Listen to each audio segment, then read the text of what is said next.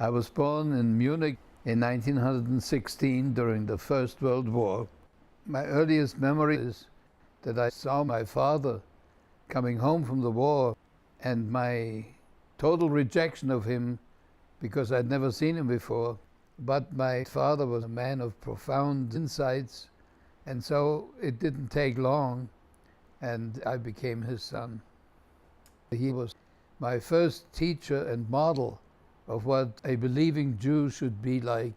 Every morning he would recite prayers, and that became the most important aspect of my early life, I suppose, and my direction that eventually led me years later into the rabbinate. Munich was the seat of the budding National Socialist Party.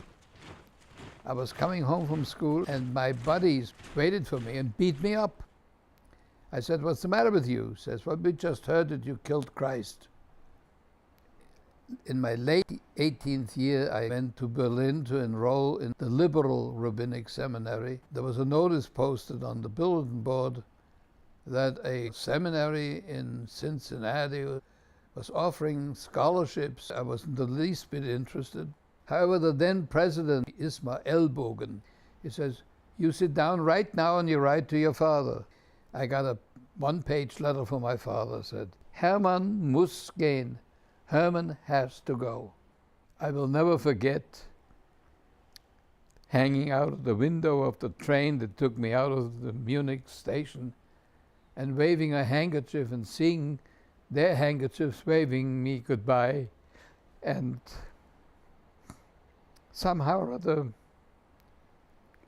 I don't know whether I had an anticipation of it, but I felt terribly lost and alone.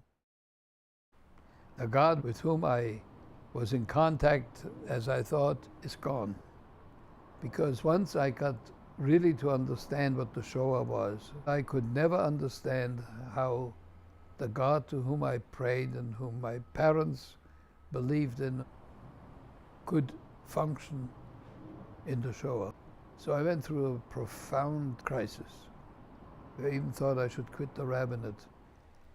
Fortunately, I read a book, I and Thou, by Martin Buber, who said life is a question to which we have to furnish the answer, and that it is God who poses these questions to us. That was an enormous discovery for me. I'm really so grateful to God that I'm living to this age and having had this experience, ancient though I may be.